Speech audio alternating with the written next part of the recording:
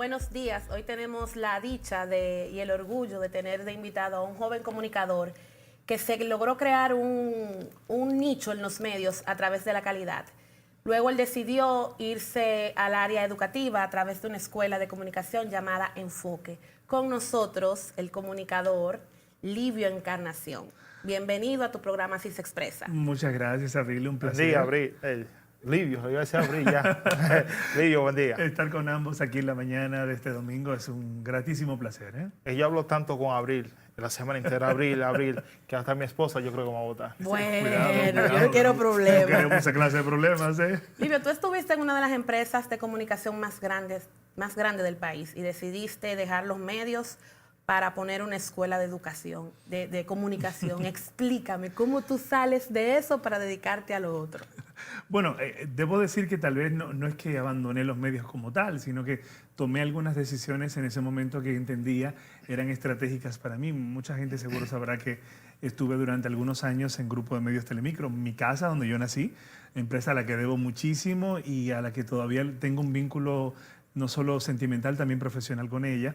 Pero tomé una decisión en un momento importante de mi vida porque entendía que había llegado ese momento en el que tú defines en qué vas a dedicar el resto de tu vida.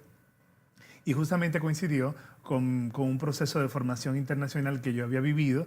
Acababa de retornar de España, de mi maestría, venía con muchas ideas, con muchas inquietudes, y cada una de esas ideas e inquietudes me acercaba al tema académico, al tema de la formación. Así que con mi regreso creamos la marca Enfoque, que no es más que una escuela de comunicación interpersonal y herramientas de comunicación, tanto para personas como para instituciones y organizaciones políticas. Y hasta ahora ahí nos encontramos y estamos muy contentos con la decisión. ¿Y qué ofrece Enfoque diferente a la demás escuela de comunicación? Mira, nosotros revisando la oferta en materia de comunicación y de herramientas para profesionales, nos dimos cuenta que había un enfoque un poco tradicional de todo esto de cómo hablo en público, cómo enfrento esta ansiedad o este miedo de pararme delante de las personas, cómo manejo mi imagen, si voy a una entrevista de radio o televisión, cómo me debo yo manejar, cómo hago para relanzar mi imagen porque tengo tanto tiempo siendo abogado o siendo contable o siendo ingeniero y de pronto siento que quiero relanzarme. Y nos dimos cuenta que no había en el mercado una oferta académica de corta duración que le pudiese permitir a este tipo de profesional al que yo me refiero ahora, aprender esto en un tiempo breve y a la luz de las últimas técnicas en materia de formación en temas de comunicación. Y es entonces como creamos Enfoque. Enfoque es una mirada distinta al proceso de comunicación, al proceso de oratoria, al proceso de locución, desde una perspectiva más neurolingüística. Es decir, trabajamos más desde la neurociencia. En lugar de hablar bonito para que la gente se quede con tu voz, que llama mucho la atención, enseñamos a los participantes en nuestros entrenamientos a conectar con la gente. Ok, entonces, como tú lo dices, la mayoría de las personas que toman estos cursos no lo toman porque quieren ser periodista o locutor. No. Lo toman porque tienen un miedo escénico para conversar o hablar en público. ¿Cuáles tú dirías así, a grosso modo, que son los principales puntos a tomar en cuenta para uno tratar medio de controlar el principal miedo de todos, hacer el ridículo? Sí. Mira, lo primero que hay que saber es que al menos 9 de cada 10 personas en todo el mundo padecen de miedo escénico, o de ansiedad, o de estrés de hablar en público. Es decir, que es una condición que afecta a mucha gente. Lo que hay detrás no es solo la palabrita como suena, la expresión, miedo escénico. Lo que hay detrás es que mucha gente no se atreve a explotar todo su talento porque tiene miedo de exponerse. Mucha gente no es ascendida a nivel profesional porque tiene miedo a exponerse, porque tiene limitaciones para expresarse y eso le genera inseguridad. Entonces, cuando hablamos de miedo escénico estamos hablando de estancamiento profesional, estamos hablando de gente que no logra descollar toda su capacidad. ¿Por qué? Porque no creen que pueda hacerlo. Así que nosotros analizando el tema hemos encontrado que hay al menos 3 razones. La primera razón es la falta de empoderamiento. Es decir, el no dominio del asunto, del tema, de la cuestión a tratar, genera inseguridad. Desde luego, nadie es bueno en algo que no domina o algo que no sabe. Por lo tanto, una de las primeras manifestaciones que encontramos en gente que experimenta miedo escénico es un bajo nivel de empoderamiento en los temas. Entonces uno se pregunta, bueno, ¿cómo pretende uno ser bueno en algo que uno no domina? Entonces parecería contraproducente, pero es así. Mucha gente que siente miedo escénico no está bien preparada. La otra razón está asociada a la falta de estructura. Es decir, gente que podría saber mucho del tema, tiene mucha experiencia en el área, pero es un poco dispersa. No es sistemática, no es organizada, no articula, no organiza, no plasma, quiere decirlo todo de la memoria, no se permite seguir un esquema, un guión, y por lo tanto, a la hora de pararse en público, todas estas ideas se le vuelven un torbellino en la cabeza y termina olvidando, termina confundiéndose y se detona el miedo escénico. Así que esta viene siendo regularmente la segunda causa. Y la tercera y última es la ausencia de práctica. De nuevo, nadie es bueno en algo que no domina. Así que yo podría ser muy bueno en el tema, es decir, tener mucha experiencia acumulada, mucho conocimiento, tener incluso organizado el tema, bien escrito, listo para la presentación, pero no he practicado lo suficiente, así que el día de la presentación se dispara igualmente la ansiedad. Así que ahí están las tres principales causas por las que la gente siente miedo escénico. Características necesarias para ser un buen comunicador. Mira, muy importante es desarrollar inteligencia emocional. Yo diría que es lo primordial, porque la inteligencia emocional va a determinar la inteligencia verbal o lingüística, que es otro modelo de inteligencia. Tenemos al menos nueve tipos de inteligencias. La desarrolló Howard Gardner en su teoría de las inteligencias múltiples, y dos de ellas parecen ser las más determinantes para poder ser un buen comunicador. Yo necesito desarrollar inteligencia emocional. ¿Por qué? Porque si yo no sé controlar mis emociones, en el momento en el que yo me estoy comunicando, ya sea delante de un público o frente a Kelvin, frente a ti, Abril, yo seré víctima de mis emociones, y mis emociones van a alterar la expresión de mi cara, la postura de mi cuerpo y mi tono de voz. Si yo, que estoy un poco en desacuerdo con lo que tú has planteado, Abril, no sé controlar mis emociones, a la hora de yo rebatirte, lo podría hacer en un tono incorrecto porque mis emociones están controlándome y yo te veo como un oponente cuando no, estoy en la actitud de respetar también tu opinión, pero no, ahora te estoy oponiendo. Entonces, inteligencia emocional, que nos lleva a inteligencia verbal o lingüística. Para mí son esas dos condiciones, Kelvin, que definitivamente son determinantes para poder tener éxito profesional. ¿Cómo yo me gano la confianza del público? Mira, la confianza es el resultado de dos cualidades. Desde nuestro punto de vista, una de esas primeras cualidades es la facultación o la capacidad. Sí, si yo tengo capacidad en el asunto, tengo dominio del asunto, yo genero una natural credibilidad en los otros. Y la credibilidad, a su vez, genera confianza. Así que lo primero que yo tengo que generar es capacidad, tener capacidad de respuesta. Si tengo esa capacidad para poder hacer algo y sé cómo manifestarlo, yo genero confianza. Por lo tanto, en el mismo tiempo que yo genero confianza en los demás, lo genero sobre mí mismo. Así que yo comunico con denuedo y con pasión. Para mí, para generar confianza, yo necesito estar facultado o en capacidad y comunicar con pasión las ideas. Cuando digo comunicar con pasión, me refiero a que estoy tan convencido de lo que estoy diciendo que lo digo en un tono enérgico, que te miro cuando lo digo, que mi cuerpo está integrado con mi voz cuando lo digo y todo está simétrico en el momento de la comunicación. Y eso genera credibilidad y confianza. Algo que falta durante las entrevistas laborales. Mucha gente va a una entrevista laboral y el reclutador le está haciendo preguntas, pero su lenguaje no verbal le está transmitiendo un montón de inseguridad. Así que esa inseguridad detona desconfianza y por lo tanto mucha gente que podría ser bien cualificada es descartada en una entrevista laboral porque no generó confianza. O sea, el lenguaje corporal es uno de los pilares de una buena comunicación. Es el principal pilar. ¿Por qué? Porque el 93% de tu comunicación y de todos nuestros oyentes y televidentes es no verbal. No es lo que se dice. Como No, las palabras solo constituyen el 7% de nuestro mensaje. ¿El 7%? El 7%. El 93% es no verbal. Es cómo me siento, los gestos de mi cara, si cruzo las piernas cuando estoy hablando contigo, si cruzo los brazos o no, si frunzo el ceño. Esa comunicación no verbal llega más a las personas que las palabras que digo. Pero eso es inconsciente, ¿cómo uno controla eso? Y lo peor de todo es que no hemos sido alfabetizados en lenguaje no verbal. De la misma manera que tampoco hemos sido alfabetizados en inteligencia emocional. Fíjate que estas áreas que son tan determinantes para comunicarnos hoy como profesionales son dos áreas en las que el sistema educativo público y privado no hizo grandes aportes. Profesor, la imagen, ¿qué es tan importante la imagen en la persona? Mira, la imagen es determinante para todos los procesos de la vida dinámica en todos los renglones. Yo diría que un profesional que hoy sea preparado enormemente, haciendo maestrías, formaciones internacionales y no ha trabajado su imagen, es casi sinónimo a no haber hecho lo anterior.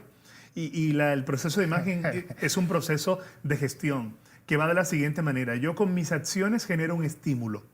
Ese estímulo crea una percepción en los demás. Esa percepción construye una imagen en los demás, de mí, ¿eh? Esa imagen prolongada en el tiempo le da forma a mi identidad. Y mi identidad, cuando mucha gente la asocia y la comenta, se convierte en mi reputación. Así que este ciclo lo vivimos todos, pero no nos damos cuenta ni nos detenemos a incidir en él.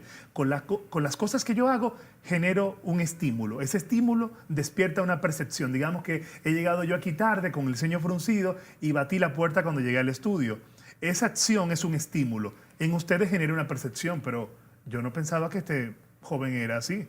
Una percepción de que podría yo ser un poco pesado o pedante. Sí, odioso. ya. Luego, cuando vengo y me siento aquí y comunico otros atributos que refuerzan esa percepción, ustedes terminan de convencerse de que soy un altanero prepotente. Entonces, si al salir del estudio, uno de los chicos del equipo de audiovisuales les dice, ese es más pesado, yo estuve en otro canal y hizo lo mismo, entonces ustedes comienzan a formarse de mí una identidad. Y esa identidad, cuando ya es muy comentada entre mucha gente, se convierte en mi reputación. Y mi reputación me abre o me cierra las puertas. Así que uno tiene que tener cuidado con lo que uno hace, cómo lo hace, porque cada acto que uno promueve construye la imagen. En el caso de un funcionario público o un legislador que es electo popular, ¿qué es importante para él la imagen pública o mantener esa imagen pública ante los demás? En un contexto como el que vivimos es muy determinante porque estamos en una situación muy grave en donde parecería que el oficio peor valorado es el oficio de ser político. Si sometemos ahora a análisis, el oficio de ser político es el oficio peor valorado en todo el mundo. Más en que este ser momento. policía. Es el de ser político en este momento. Entonces, estamos hablando de que es una actividad muy necesaria para la vida en democracia, es muy necesaria para dirigir las instituciones, pero la clase política, los sistemas políticos se encuentran en crisis y el ciudadano ha dejado con el tiempo de indilgarle mucha credibilidad, ha ido perdiendo la fe en la clase política. Por lo tanto, el político de hoy que quiere comunicar con sus electores, que quiere comunicar con sus seguidores, tiene que entender ese contexto, entenderlo, para una vez reconocido ese contexto, comunicar de manera adecuada a la situación. ¿A qué me refiero? Bueno, si yo sé que los electores están un poco incrédulos con la cosa política, si al mismo tiempo yo sé que a los electores se les ha faltado mucho respeto y se les ha mentido, yo tengo que procurar construir una gestión sobre la base de lo que a ellos les falta, de lo que ellos adolecen, para construir un legado distinto. Yo creo que la mejor comunicación política es la que se sostiene en la mejor gestión política. Entonces, la reputación digital, ¿cómo se separa entonces de la reputación normal o de comportamiento? Están íntimamente vinculadas. En una época 2.0, 3.0 como la que nos encontramos, lo que tú haces en tu vida secular es filtrado a través de las redes sociales. De manera que una persona que quiere construir su marca personal o profesional y deja de lado todo el contexto digital, está dejando una de las patas de la mesa y se va a caer. ¿Por qué? Porque esa parte de la comunicación es una realidad entre nosotros. Queramos aceptarlo o no, la comunicación digital es vital. Por lo tanto, la construcción de la reputación en redes sociales pasa primero por la construcción de la imagen de la persona. Yo defino quién soy, cuál es mi mensaje, qué es lo que yo quiero comunicar y yo entonces me convierto en ese personaje que yo quiero encarnar. Y una vez asumido eso, ser coherente. Alimentar las redes con contenido que promuevan reforzamientos de la imagen que yo decidí crear. Por ejemplo, en el momento que yo decidí desvincularme del grupo Telemicro y creamos Enfoque, yo venía trabajando mucho el tema académico y venía dando clases en la universidad aquí en España hacía ya un tiempo. Así que yo quería construir el perfil de consultor, de asesor y de académico. Y lo que comencé a hacer fue crear mis redes desde esa plataforma. Un blog, una página web y a publicar posts que tuvieran que ver con temas académicos y con temas de formación, en área de comunicación. Con cada cosa que publicaba lo que hacía era reforzar la marca que yo decidí promover, que era la marca del consultor, del asesor y del docente. Entonces es así. Las redes son solo un medio que yo debo alimentarlo. La pregunta es, ¿con qué lo voy a alimentar? Ese qué debo yo definirlo. ¿Tú dirías que el público dominicano es un poco hipócrita? Porque a las mujeres, por ejemplo, en política, y a los hombres también se nos pide ser modestos, usar vehículos modestos, no usar joyas, pero el que va a un barrio en un carro y no en una jipeta, tú no estás vendiendo una imagen de éxito, por lo tanto la gente no te sigue. Porque entienden que el bling bling, las joyas fastuosas, el que tú te metas con ellos en una discoteca y ponga Blue Label en la mesa, lo ven como una imagen de éxito y no te siguen si tú no eres así de ostentoso. Sí, todo dependerá mucho del contexto. Hay sociedades en Latinoamérica, países muy parecidos a nosotros, en donde esto igual tiene un efecto similar, países latinoamericanos, pero en países europeos y en Estados Unidos no tiene el mismo peso. Es decir, que es una variable muy conectada con el contexto y con la condición socioeconómica de muchos de nuestros países en la región. Entonces, el político que desconoce eso, un poco intenta romper los cánones y construir una nueva forma de hacer política, va a tener que enfrentarse con esos paradigmas ya establecidos. Y yo creo que el cambio se puede ir construyendo sutilmente, pero no de golpe, porque hay una idiosincrasia que trabaja desde ahí, desde la perspectiva de que el que tiene puede hacer más y el que tiene me puede ayudar, y que el que se ve desde afuera, que incluso viajó, viene con nuevas cosas. Y este complejo de Guacanagarit y de que lo foráneo es un poco mejor que lo local, es una idea ya asumida en los tuétanos dominicanos. Sí. Entonces hay que ver siempre el ejercicio de la comunicación política y la comunicación en todas las direcciones desde el análisis del contexto. ¿A qué conglomerado social yo quiero comunicarle? ¿Cuáles son los patrones que mueven a este conglomerado? Y a partir de ahí yo construyo el mensaje. El dominicano es así. Bueno, tenemos que construir un mensaje que se conecte con nuestro ideal y que llame la atención de este público que actúa de esta manera. Por lo tanto, es importante siempre en la construcción de los mensajes de comunicación analizar el contexto. Porque es difícil llevar un mensaje en un grupo determinado, un muchacho de barrio, un profesional en la universidad. Es difícil. Sí, porque hay una barrera natural que también se da cuando el que tiene un saco y una corbata llega a un lugar y genera una distancia física del que está ahí, porque dice, bueno, pero no sé, yo no me parezco a él. De ahí que muchos políticos han ido aprendiendo la lección, llegan a una comunidad y se remangan la manga, van en jeans y ya sabemos lo que ocurre, ¿no? Se toman fotos sentados aquí, cruzando por allí, y esa es una manera saltando de empatizar. Es una manera de empatizar. Hablando de charco, Comer chen chen es una manera muy interesante de empatizar con la gente. Profesor, para usted, ¿quiénes han sido los mejores o los primeros 5 mejores oradores expresidentes de la República Dominicana? Mira, sin duda alguna hay que mirar atrás. Yo creo que Peña Gómez fue un excelente orador de masas, el más carismático, diría yo, de los oradores de nuestra historia. Sin duda alguna tendría yo que mencionar aquí en primer lugar, José Francisco Peña Gómez. Yo no diría que, no quiero otorgarle ni primero ni segundo, yo diría que está ahí dentro de esa lista. Yo diría que el doctor Joaquín Balaguer, sin duda alguna, fue un excelente orador. Sí, tanto él como Peña Gómez no necesitaban ver discursos escritos, eran capaces de mantener a un electorado fiel durante horas y horas en un meeting en el Puente de la 17 y mantenerlos energizados todo el tiempo. Extraordinaria oratoria. Yo diría que haciendo un salto progresivo en el tiempo nos encontramos con Leonel Fernández, un excelso orador, un diestro orador que hizo el crossover entre la política clásica tradicional y la política premoderna en República Dominicana y que se ha consagrado como un excelente disertador.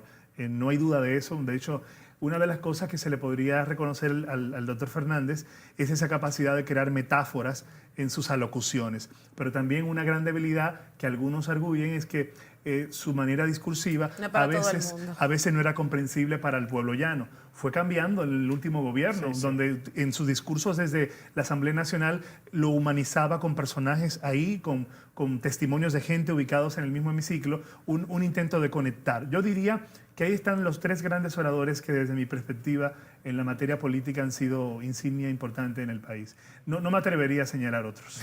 Enfoque, si yo quiero inscribirme, quiero tomar los cursos, ¿cómo me entero? ¿Dónde llamo? Mira, lo primero es que la gente que quiera estudiar en Enfoque tiene que saber que no va a Enfoque para aprender a hablar bonito solamente. Enfoque es un reto, es un remenión de la mata, es una revisión a tus paradigmas interiores para ver cómo tú te estás comunicando contigo y luego cómo te estás comunicando con los demás. Así que antes hay que tomar una decisión. Yo quiero reformar o rediseñar mi vida. Quiero trabajar la comunicación en mi vida. Si la gente que está viendo el programa este domingo en la mañana está convencida de eso, entonces yo solo le invitaría a que entre a nuestra página web www.enfoqueestratégico.com y elige entonces el curso que le parezca más apropiado, sea para usted o para sus adolescentes, porque también entrenamos a los adolescentes. Y bueno, será un verdadero gusto pues compartir con ellos por allá, no solo yo, sino todo el cuerpo docente que integran, que son profesionales también de la comunicación. ¿Están solo aquí o en otras partes del país? Enfoque ha crecido, gracias a Dios. Nos encontramos en Santiago. Estamos en la calle Embrujo Primero en Santiago, en la Plaza Sunset Boulevard, y en La Romana, que justamente hoy tenemos un entrenamiento también en La Romana, en la Alianza Juvenil de La Romana, estamos también allí. Y en Santo Domingo, que es en Gascue. La sede está en Gascue. Sí. Profesor, muchísimas gracias por acompañarnos. Muchas Estamos gracias. encantadísimos de estar aquí. Les deseo a ustedes los mejores parabienes. Estaremos por allá también. Sí. ¿Cómo lo hicimos? ¿Cómo lo hicimos? Sí, necesitamos la evaluación. Excelente, me encanta la dinámica que tienen y su interés por estos temas. Vi la entrevista anterior con Jorge, un amigo a quien aprecio mucho también, y me parece que este tipo de espacios que generan oportunidad para que podamos pensar en otras cosas y salir de los temas que nos secuestran son una oportunidad de oxigenación cerebral, creo yo. Sobre todo. Gracias. Vamos a unos comerciales y enseguida volvemos con su programa Así se expresa.